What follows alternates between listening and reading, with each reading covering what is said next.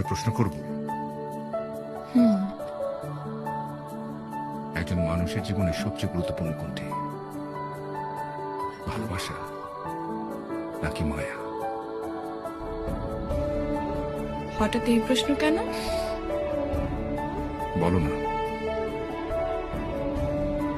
আমার তো মনে হয় ভালোবাসা। ভুল। মায়া। কিভাবে? কাউকে ভালোবাসলে মানুষ তার মায়ায় পড়ে না, কিন্তু মায়ায় যদি কেউ পড়ে তাকে ভালোবাসতেই হয়।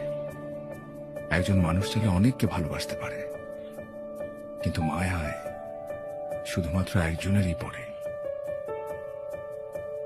কাউকে ভালোবাসলে তাকে ছেড়ে আসা যায়, কিন্তু কারো মায়ায় পড়লে নিজেকে ছেড়ে আসতে হয়।